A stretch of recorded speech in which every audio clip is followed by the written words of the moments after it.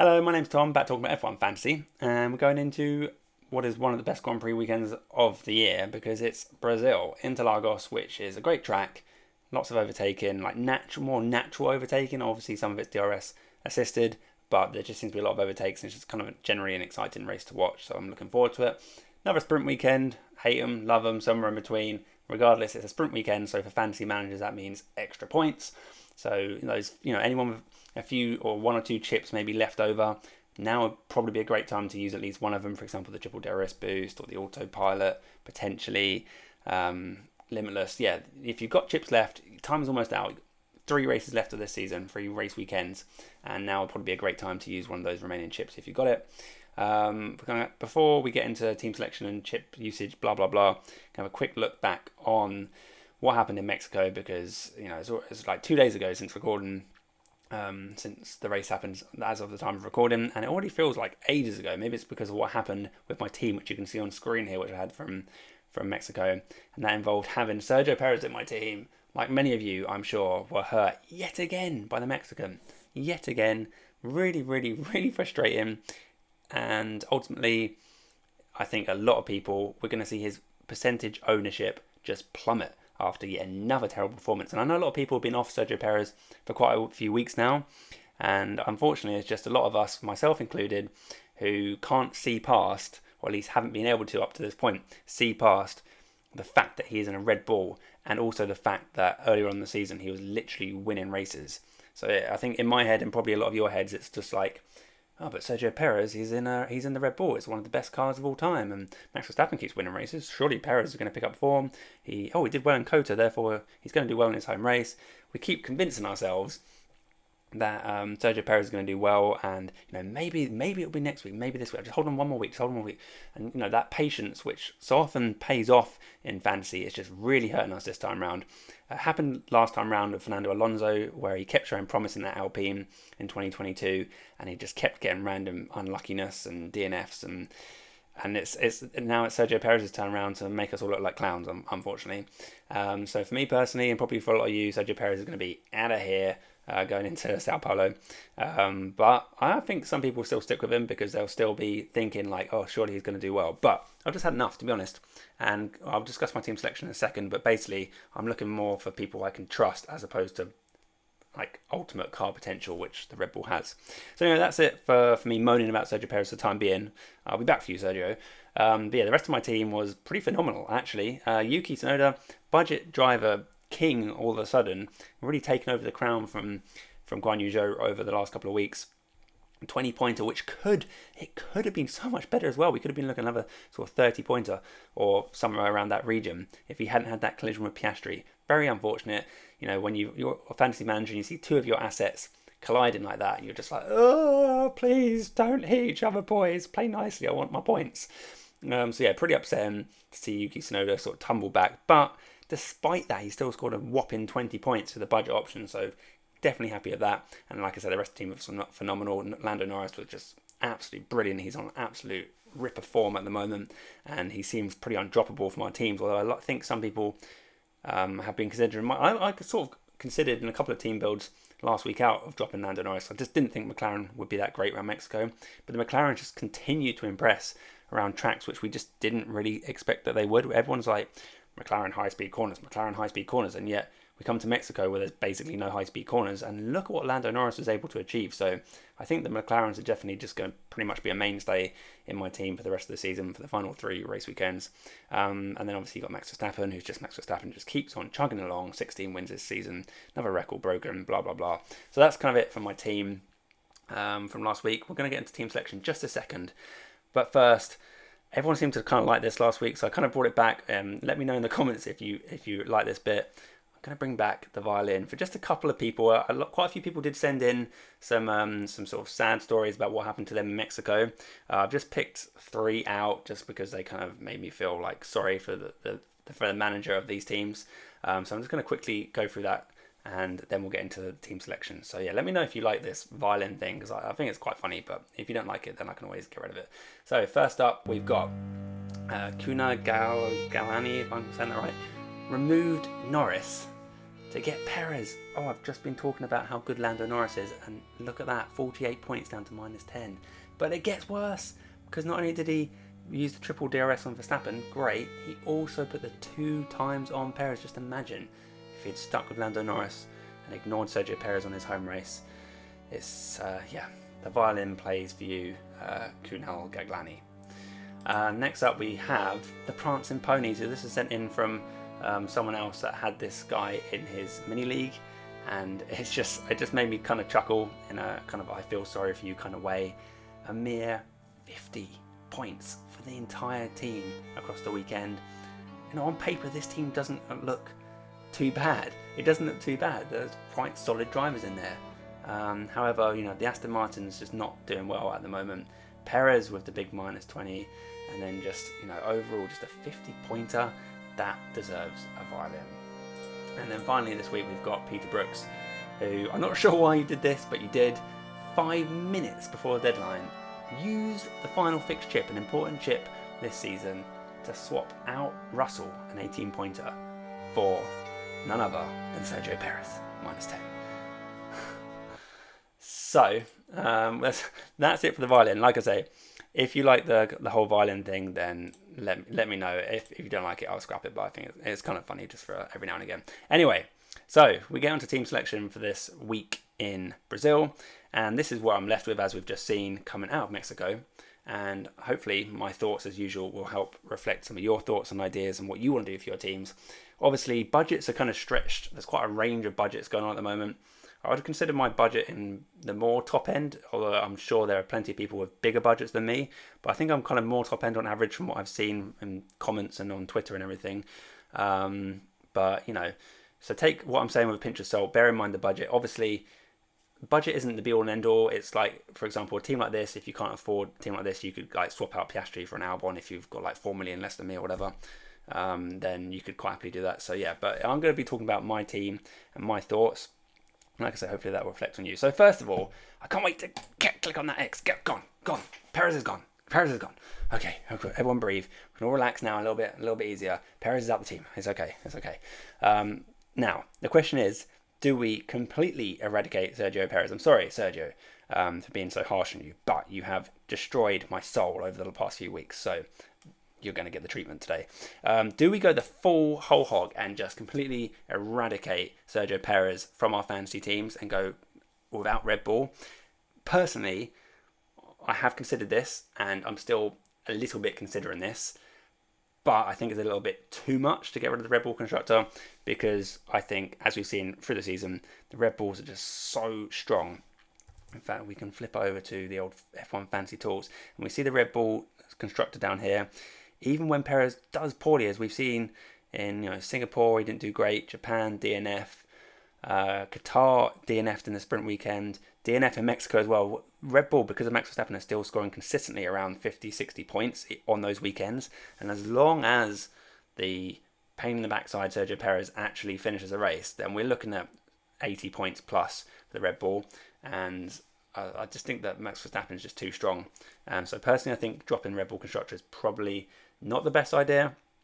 But if I was going to drop it, it would certainly be to bring in Mercedes this weekend. Or you could argue Ferrari, as again they're slightly cheaper, although they've kind of caught up a little bit to the Mercedes. But I think that, again, just as last week, I was kind of hot on the Mercedes. I'd quite happily go with a team like this. And I know, like I say, budget. This is quite a steep budget that enables me to get a team like this. You could always drop down like a Tsunoda to a Ricciardo or a Piastri to an Albon if you don't quite have the budget, that sort of thing. But yeah, I do think this team looks pretty nice. I am a bit scared going about Red Bull though.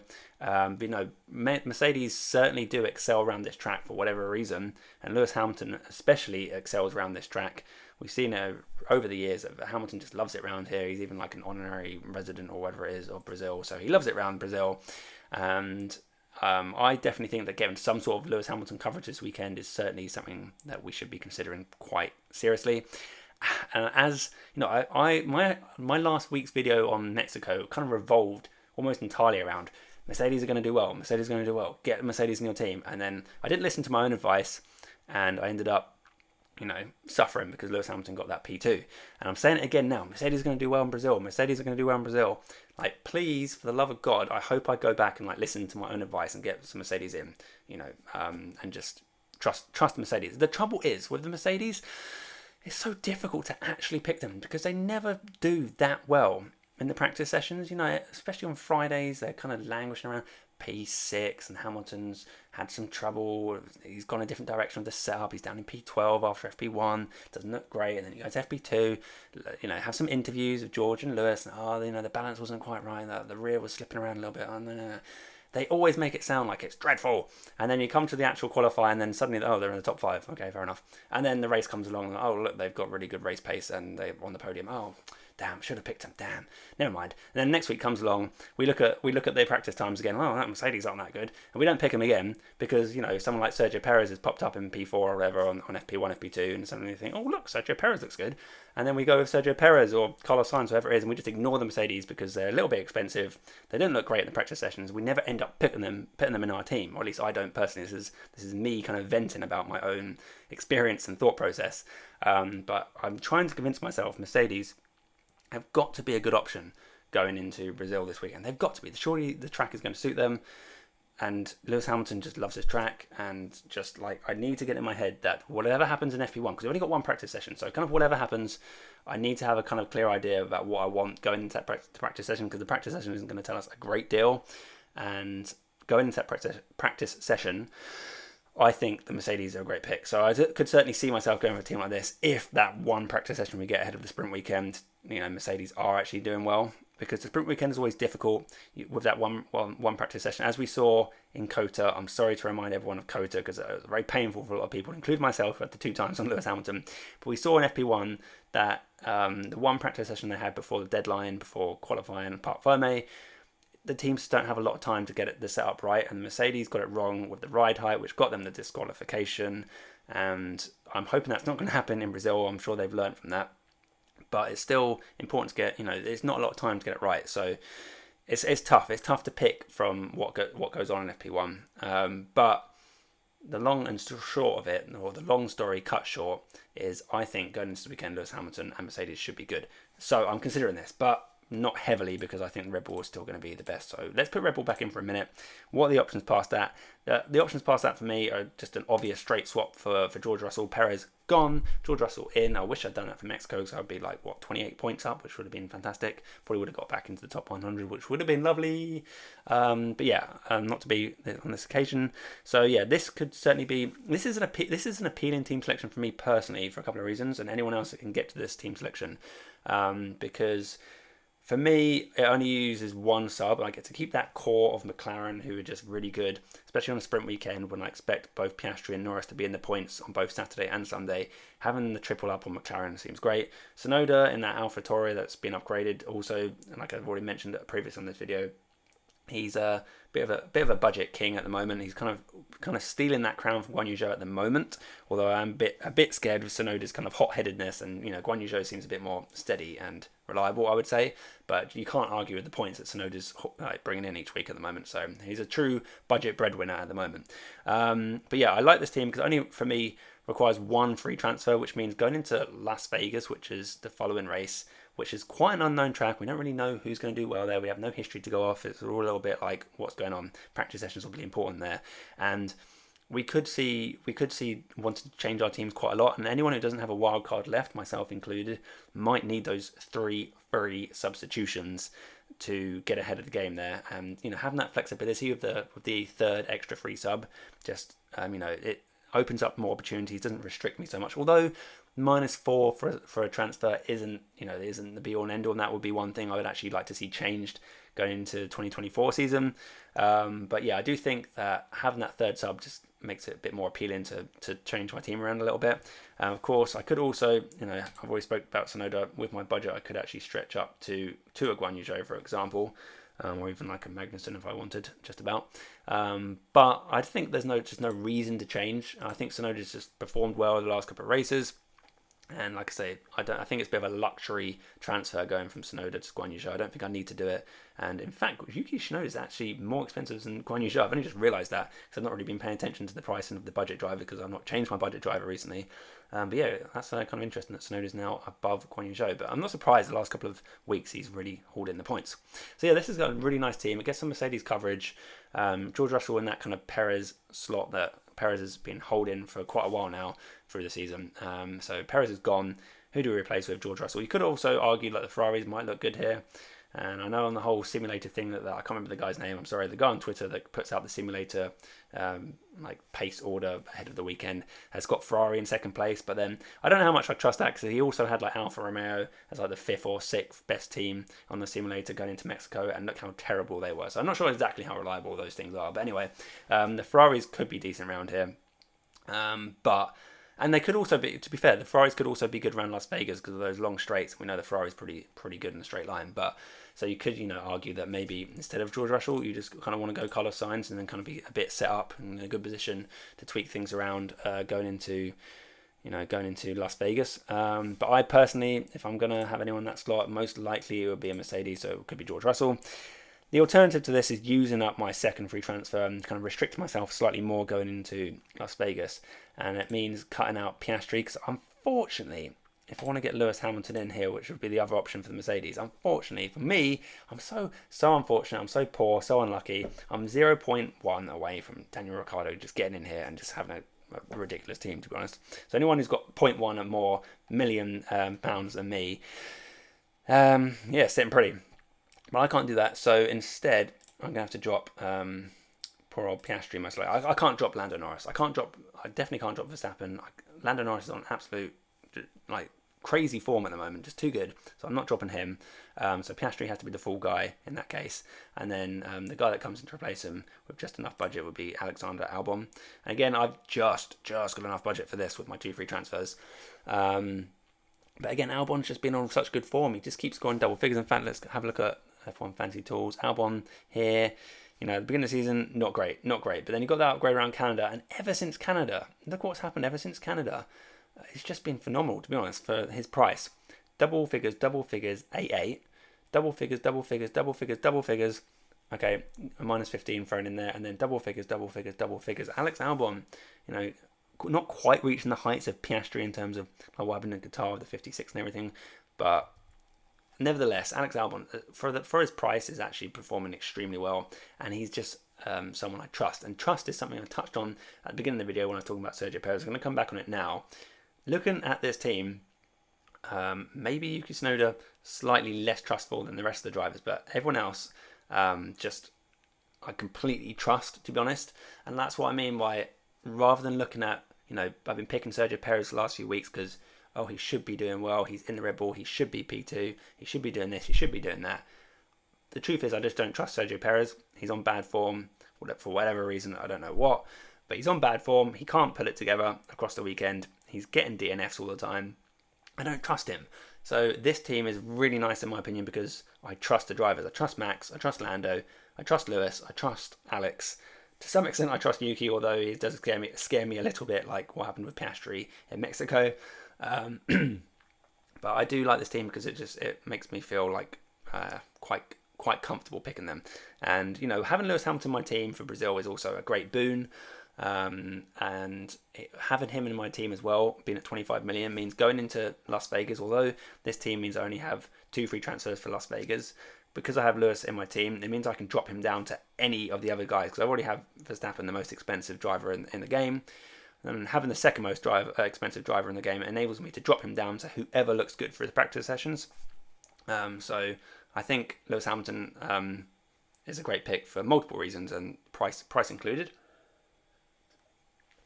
I think out of the team selections I've gone through, okay, the first one with the Mercedes constructor, a bit scared about doing that. I feel like it's a bit of an unnecessary risk. Being at, just outside the top 100 in the world, do I really need to go all in on Mercedes? It just seems a bit unnecessary when I think Red Bull, if we did this race weekend 10 times, I think Red Bull would probably outscore Mercedes like 7 or 8 times out of 10, and those odds are kind of like, well, why are you picking Mercedes then? Because the only reason I would pick Mercedes potentially is if I wasn't just outside the top 100, if I was a few K back, for example, and you just wanted to make a gamble, I think gambling on Mercedes in Brazil, like it worked out last year for a lot of people, could certainly work out this year round. If you're already kind of towards the top of the pile, again, depends on kind of how you want to approach the fantasy game. Do you want to be kind of risk averse, or do you want to take those risks? For me personally, I'd rather kind of be a bit more risk averse and just play it a bit safe, rack up a few more points, try and get into top 100 if I can, but I'm not trying to like go crazy and spike those points. I've said this before many a time. I'm not one for trying to like spike massive points. I want a nice steady team that's reliable, and this team for me is actually like just super reliable. So yeah, I think out of the teams, like I said, I've gone through, I like the George Russell build just because it gives me a little bit of Mercedes coverage and more flexibility for Las Vegas, and also lets me have the triple up on McLaren. But I think Alex Albon is kind of like a reasonable substitute in the place of Piastri, although I obviously prefer Piastri. I think Albon is just a great driver, outperforming that car really well in Williams, and it enables me to get to Lewis Hamilton and kind of maximise my budget as well, like to the max, or minus 0.1. So yeah, I'm really happy with that. In terms of the 2 times, if I go with this team, which is the likely one I'm going with at the moment, then 2 times is still going to stay on Max Verstappen. I still trust him more than anyone. Again, maybe if you're chasing a little bit, you want to try and gamble on Lewis Hamilton outscoring Max Verstappen. I don't think it's that likely unless there's a Max Verstappen DNF, which again we just haven't seen this season. So yeah, I do think 2 times will definitely be on Max Verstappen. That's kind of it for my team selection. But then we'll move on to chips. If you've got chips left, you're lucky, but also maybe unlucky because maybe you've already missed the best opportunities to use them. But if you've got chips left, let's just think about it. Well, you've got three choices left basically. So I hope you've only got a maximum of 3 chips to go. If you've got the 3 times DRS, it's completely team dependent. I can't just like reel off a recipe for success on what chips you've got left. It's team dependent. It's chip dependent. How many chips you've got left? What chips you've got left? Everyone's gonna have a different variety. If you've just got 1 chip left, then I think now is a great time to use basically one of those chips. I feels like a really rubbish answer, but again, it's so team dependent. If you've got, for example, a mixture, everyone's going to have a different mixture. Someone's going to have like autopilot and triple DRS, or limitless and no negative. Everyone's going to have a random number of things, so it's kind of hard to say, oh, you should pick this over this, unless I spend the next half an hour going through everything. But what I will say is, if you've got this far and you've still got chips in hand, you've got more patience than me, so use them because you've only got 3 races left. This is the last sprint of this season, so just get it in there, get it used, and hope for the best. And then I wish I could expand a bit more, but without direct like comparisons and people sending stuff in like, oh, what do you think of this and that, it's hard to really compare. But yeah, I do think that if you've got chips left, use it this weekend. That's again probably like the worst like bit of advice ever given. It should be a bit. I feel like I should have expanded more on that, but I haven't. But there you go. So that kind of wraps up my team selection video. I am considering doing a live stream on the deadline because I've looked ahead to Las Vegas and Abu Dhabi and looking at like the timings of everything and how it coincides with my work life, home life, etc., etc. I'm not sure I'm really going to be able to do live streaming for the last couple of races of the season, but there is an opportunity potentially for me to do it this Friday. So yeah, if you're interested, let me know, and I'll probably set up a live stream going into the deadline, which would be quite cool. Like I said, I haven't done one on my own channel for a little while because I've been doing it on FanAmp's channel last couple of times. But yeah, I'm thinking of doing my own little stream going into the deadline this weekend. So if you're interested in joining me, then that'd be great, because it's a sprint weekend and I never do my kind of final thoughts videos for sprint weekends because it's just too awkward trying to squeeze it in up with like no practice session data basically. So yeah, live stream sounds like good fun, so we'll see how that plans out. I'll probably get it set up and let you guys know sort of by Thursday if I'm definitely going to do it or not. But yeah, what are your thoughts? If you've got any questions, I'll do my best to try and answer them as always. Just put them in the comments below, or tweet me or whatever it is, and I'll try and get back to you as best I can. So yeah, that's kind of it for me. Team on screen is kind of where my brain's at the moment. I think it looks good, looks solid, looks trustworthy, but there are a couple of other options pending, news coming out this week, and the one practice session we've got, driver interviews, that sort of thing. But one thing I know for sure is that even if Perez like tops FP1 on Friday, he's not in my team. I'm not having him. So yeah, thanks very much everyone, and I'll catch you hopefully for a live stream on Friday. Bye for now.